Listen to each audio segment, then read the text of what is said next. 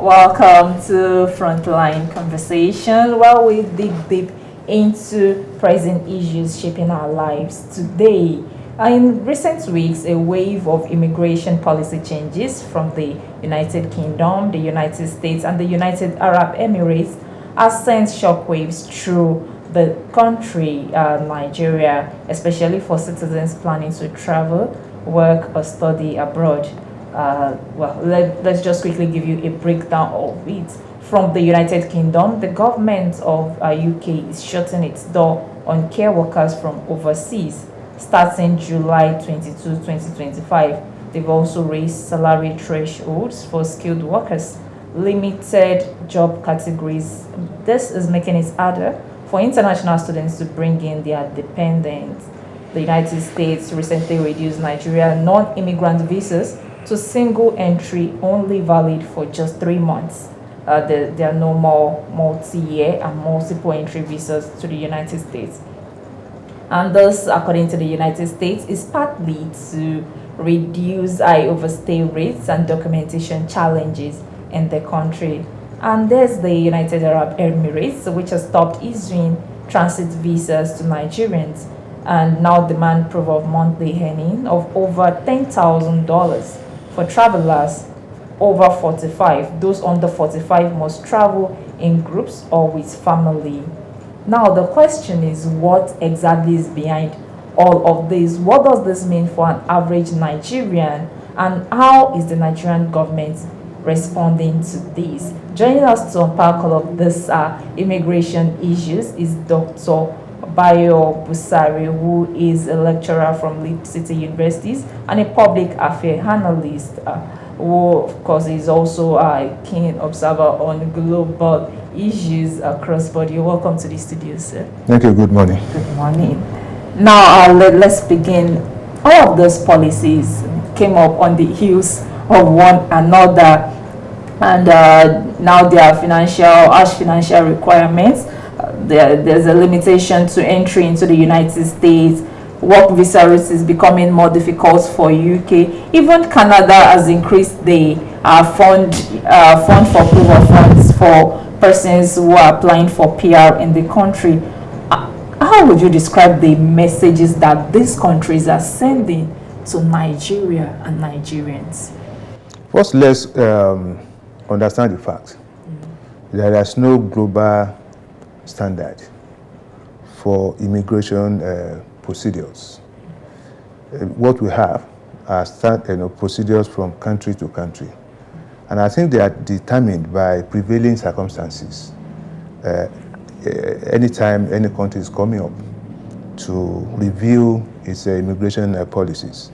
Majorly, the major shift we are having is coming on the heels of the ascendancy to the seat of power by President Trump. You recall his first time, those issues that we had. So the ones that are coming up now are not strange in the real sense of the word. So what it means is that each country is looking at what it stands to gain from people who are coming in and going out of its territories. So I don't see it as probably being targeted at Nigeria or Nigerians. But having said that, there's no way that you have policies like this and they affect one country more than the other, that you not want to sit back and say, oh, how have we influenced this kind of change? We recall that majority of Nigerians that travel out of this country do so on the pretext of one reason, genuine reason or the other. Whereas they have at the back of their minds other reasons for wanting to travel out. Before now, perhaps in the 70s and 80s, then even early 90s, we didn't have the preponderance of Nigerians, urging to leave the country. But because of the downturn in economic situation and coupled with the fact of insecurity, at any rate, insecurity is debatable because there's no country that is absolutely secure in the world. So it depends on how you are looking at it. But we bring in the issue of insecurity, okay? So people are looking for excuses to travel out, in inverted commas, to look for greener pastures. And when you look at the trend of countries that people want to travel to, if you give them a choice, UK will come first, followed by Canada, followed by America, and probably UAE that you mentioned. So these are places that people believe that they can make better living.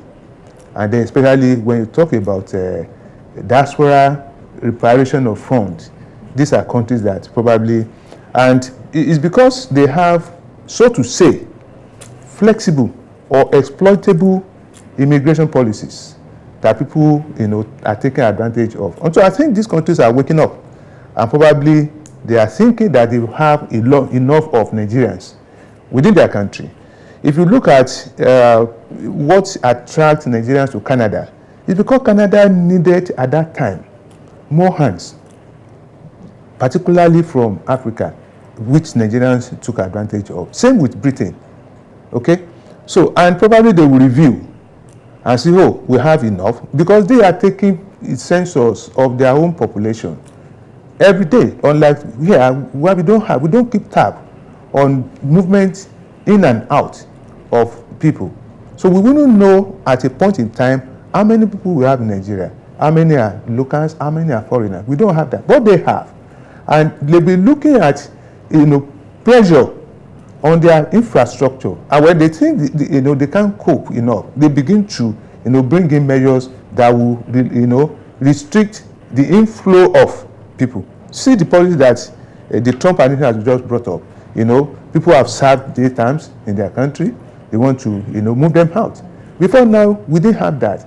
You do your time, probably you are allowed to stay back if they find that probably you have become remorseful or whatever. Or they find a way of, exiting you from their country. But now it's a deliberate policy. Once we are out, you are moved away from their country. And they are even looking for countries where they will be dumping these people. And that's why people are thinking that because Nigeria rejected the move by America to bring in ex-convicts who are not Nigerians into Nigeria, and people who have even overstayed that they are deporting, bringing them into Nigeria, and the Nigerian government is saying no. So that's why people are thinking, these policies are targeted at Nigeria, probably in a way to bully us into accepting their proposal, or as a kind of a punishment. So if you are not allowed us to do what we want with you, then your people that are moving away from your country, we want them to come in here. So you now weigh your options. Do we trade our integrity, territorial integrity, for people that want to leave the country? I mean, the options are before the government to take. And I think for now, the Nigerian government is saying no, it's not going to accept that proposal from the US. Now let's talk about the human impact of all of this, because this seems to be the major reason why there are reactions concerning these policies. Now, okay, maybe I should ask you first. Who do you think would be the greatest hit in all of this situation? Is it the students, the skilled workers, or tourists? Let me say this. There's no job that you go out to look for that you don't have in Nigeria. What we do not have for now is an environment that is, financially friendly. Because the high rate of cost of living. I mentioned 70s and 80s. Those who traveled out of Nigeria for school, for academic purpose, they return to the country. Immediately they finish, they come back. But we are using education now as an excuse to go out of the country and not come back.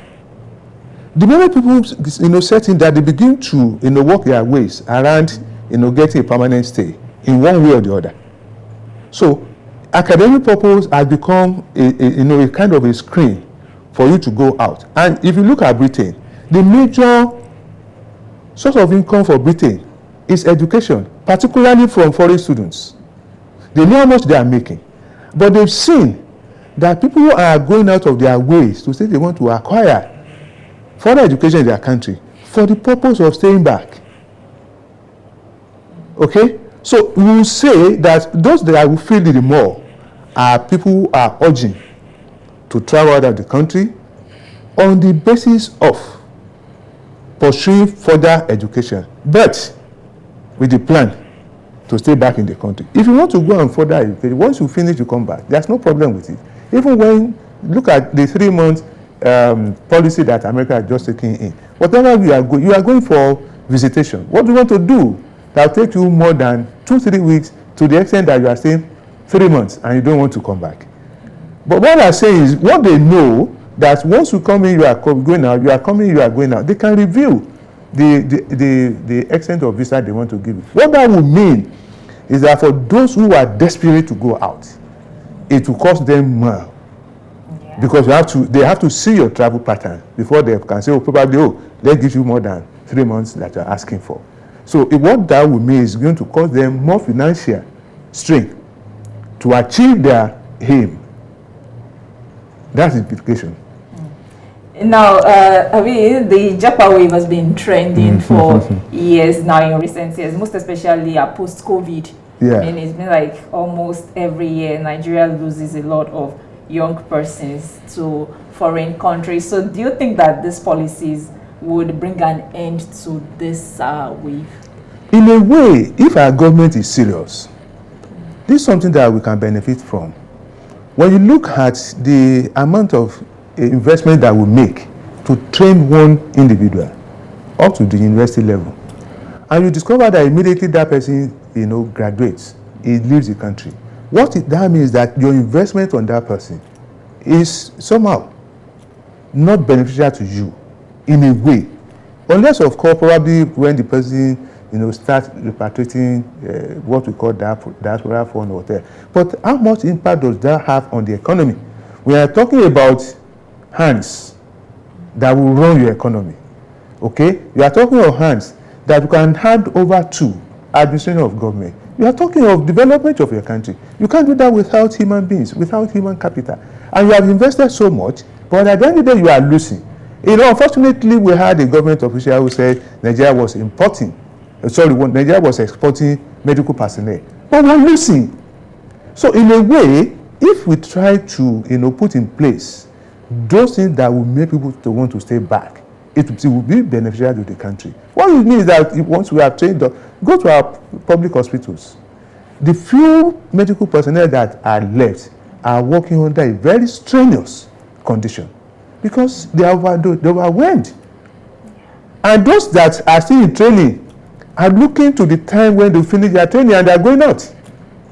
So I think government should stand, sit back and begin to look at ways to make the country to work for people that want them to stay back. One thing that I find is that we do not have in us that spirit of patriotism. Okay? I mean, wherever you are going to, someone made that country to be attractive to you. And this starts in one day. You talk about UAE. How many years ago did UAE become what it is today? People made it to be. So we are not interested in her own, going to the bush, clearing the land, plant, and wait for harvest time. We are not interested in that. What we are interested in what Yoruba will call already made stew. That's what we are interested in. And that is what is making us. People are even losing that orientation of, what are the opportunities that are around me that I tap into. We are losing focus of those ones. But we are just, straightly focused on going out of the country. Even when we get there, we have stories of Nigerians who have regretted their action. But it's not possible for them to come back. Some few months back, I watched a clip of a Nigerian who jumped to death because he was going to be deported back home. Why? Because he found that what he was expecting was not what was on ground. We've seen situations where people who are well-to-do here have become more of destitute out there. So we should begin to reorientate ourselves. And I think NOE will come in here. And it has to be from the foundation. We need to begin to orientate ourselves. And in doing that, our leaders have a role to play. They have to change their ways of life. People are just talking about our late president, may he so rest in peace, Muhammadu Buhari, that he died in London. If he was going to die, why couldn't he die in Nigeria? So these are things that people look at and say, oh, if this can do this, why can't I do it? So our leaders need to, give us that example of leadership, of humble approach to life. Okay, I said it to somewhere. I said, oh, how fantastic will it look that I went to our state hospital here and I met my governor, not on an official visit, but to see for consultation, medical consultation. How fantastic will it be? What story will I bring out of that place? And I begin to say, oh, I met my governor coming to the state hospital for medical reason. So what stops me from now going there? So these are things that our leaders need to do. They need to walk their talk. What they ask us to do, we need to sit in them. And when we do that, this all will begin to go down. So I think the country stands to gain if we take positive steps from this new immigration policy from these countries. Okay, now let's look at the reaction of the federal government to this issue. President Tinubu has directed that agencies should engage diplomatically, verify citizen identity, and all of that to ensure that we are also in the right place when it comes to immigration policy in Nigeria.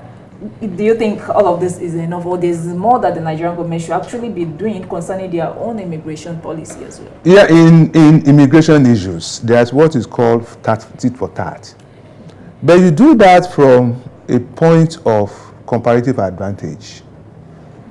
Now, let's look at it. America has said it's not going to give to you more than 3 months stay if you are a non-immigrant. You look at the traffic of Nigerians applying for American visa.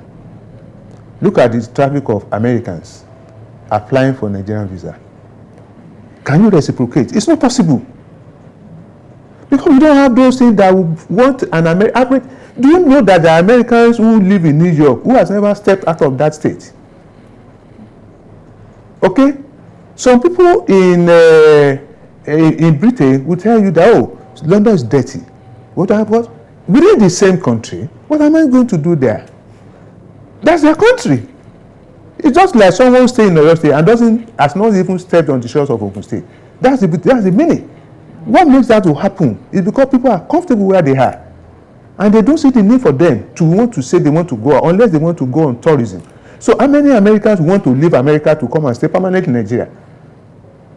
Not to talk of, exploiting the situation. So it's difficult for us to say we want to reciprocate. The only thing we can do is to look for means to make ourselves more comfortable, to make ourselves, have that spirit in us to want to stay back. But there are a lot of things that we need to put in place for us to encourage that. So in this instance, Nigeria is at a disadvantage. We cannot say we want to reciprocate. Even if you bring in those measures that these people have introduced, to what benefit would it be to you? No Americans will suffer much, unlike what Nigerians will suffer from what Britain, America, and the rest have done. And I think there are some other countries that may want to follow suit, depending on the traffic of Nigerians through their country, and probably the behavior, the conduct of those that are already in the country. It's very important, because the people will measure you by people around you. They say, show me your friend, and I know who you are. So the conduct of Nigerians that are out in those countries will determine the kind of policy that those countries want to bring in allowing more Nigerians to do. If we are conducting ourselves, reasonably, and they see our stay there as beneficial to them, they want to encourage us the more to come in. But when they see you have constituted a threat to them, they want to bring in measures that will make it difficult for you to, come into their country. Okay. Now, of course, it is apparent that these rules would affect Nigerians. People planning to travel, some persons who are abroad already and wants to move their family and all of that. So what should be the position of the Nigerian government now? What should they be doing differently to kind of get maybe a leeway to these policies and continue the diplomatic relationships that we used to enjoy even before now? Before now, people have even been saying that we should enjoy more leeways, because again, you look at relationship between Ghana and some of these countries is not as worse as the way Nigeria has it. So what should the Nigerian government really be doing? Now, let me bring in the Ghana example that you just mentioned. A time it was when we had, practically the whole of Ghana in Nigeria, practically in the 80s. Why? Because they had situations that were similar to what we have today. Okay? But at the back of their mind, they had that spirit of patriotism. They moved out for a purpose. And once they discovered that the reason for their living was no longer there, they went back home. Okay? Can we do the same? Yes, we can. If the situation changes. Yeah, there's Nigeria can explore, diplomatic channels to talk to these countries, probably to review, these policies that we have brought in. But in doing that, you need to convince these countries on the need for them to review or relax, okay, these new policies. And the only way you can do that is when you give the assurance that the people that are coming into your country, you're going to have more from them, more benefits than troubles. Okay? Now, if people don't overstay, there's no reason for your host to say don't come back again. If I visited you and you enjoyed my stay, when I'm leaving, you tell me, oh, I'm looking forward to the time when you come back. Okay? It's just like a customer that you have a mutual beneficial relationship. You want to see that customer again. But when a customer has become recalcitrant, you'll be looking for means of, pushing that customer off your line. And that is what is happening. So we need to talk to those. They are our ambassadors. Okay, so their conduct there will determine what happens to those that will come behind them. And this is what is happening now. It's not just that these countries are coming up to say, no, we don't want you. No, it's only because, they go to their prisons. They take census of citizens that are there. How many are of their home? How many are foreigners? And when you categorize, country by country, okay, see what Trump did when the first time he came, he said he was going to bring up a war between America and Mexico. Why? Because Mexico at that time, he considered Mexico not to be a good neighbor. And that was why he wanted to put in that measure, to see that they are not coming in the way they've been. So the Nigerian government, we want to convince people to have a review. We must do so from a point of conviction. We must be able to push, that narrative to them that will make them to see reasons why they need to review to our own advantage. Because what they are doing is to their own advantage. So if they want a reverse, they must see that what we are bringing to them will be beneficial to them. So we need to talk to those who are out there, okay, to live responsibly, conduct themselves responsibly. If you are given a visa, you don't overstay, not even by 1 minute, unless there is a reason, and that reason must be made official. Now, let's quickly touch on the economic angle. Now, some Nigerians in diaspora they've really been calling on the government to do something about these restrictions because, of course, they feel like their impact on the economy of the nation cannot be overlooked, and that this would further affect the remittances that comes to Nigeria from diaspora. Now, what do you think that this would really have a significant impact on the economy of the nation? There's no way it would not have an impact, especially when we look at the volume of diaspora reparation in terms of funds over the years. But the way it will affect us is not because of those who have legitimate reason to stay back, but those who do not have.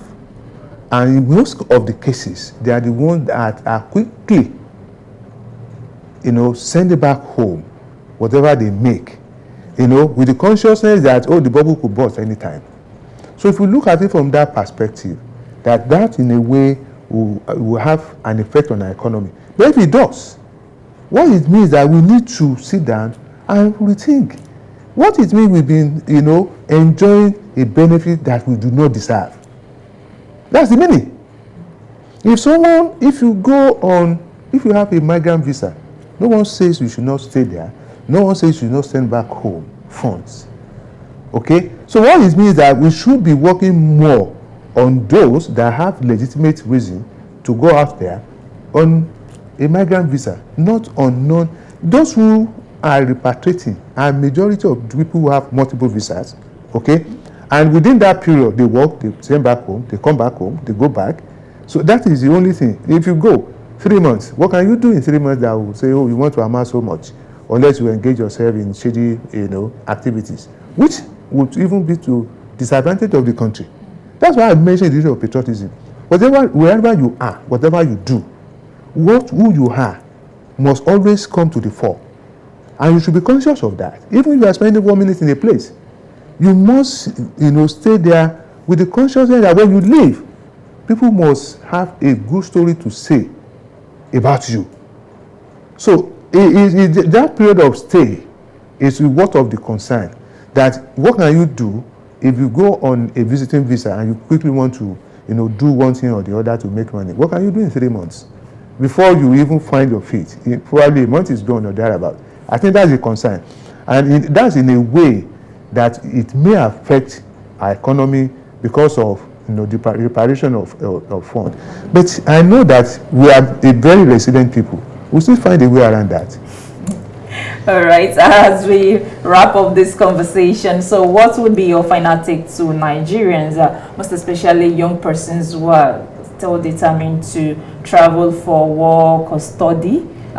With this all new immigration policy now, what would be your final take to them? Well, I'll say this: when you are young, those that traveled out at that time will refer to them as Olodo. Okay? Why? Because things were working. And we didn't see that reason for us to say we want to leave the country. Well, reverse is the case now, whether you are Olodo or whatever. Even first-class brains are traveling out. So the bottom line is everything will go back to the government. No matter how much you want to campaign to people to stay back, something must encourage them to stay back. And the onus is on government to do that something. Provide that enabling environment that will want to encourage people to stay back in the. But at times you look at those of us that have stayed back, and you say, oh, we even deserve a medal. Okay? For us to have decided I want to stay back, we still have, few of us who still want to go out. Okay? Not to talk of the young generation. And we should be concerned about that tomorrow. We are losing. When it comes to that time, when, people of our own, age will exit, who are going to take over from us? We need engineers, we need medical personnel, we need administrators. And these are brains that are going out. So we should find a way to keep them back in the country. Nothing you do that will stop people from traveling, but it should not be at the rate we are going to, the extent that we have an acronym that people have adopted internationally, JAPA. It's something that should be of concern to everybody, particularly those who are leading us. So it's incumbent on them to find means to make us to stay back in the country. And what that means is that they want to work and work and work. All right, thank you very much, Dr. Busari, for My coming pleasure. to the studios this morning. And thank you for giving us insights and clarity into these immigration issues. Thank you. Yes, as countries tighten their borders and visitors are getting short on Nigerians, it's a wake-up call to every Nigeria to begin to look at how to expand their tentacles in the country and tap into the opportunities that we have in Nigeria. It is also a wake-up call to our policymakers, our decision makers, the leaders of the country to make Nigeria habitable for the average Nigerian. That's the much we'll take on this conversation for today, and of course we'll bring you updates if there's any event that unfolds concerning immigration policies in the country. Until next time, I am your host, Adiola Adegoke, and this is Frontline, where we discuss issues. See you next time.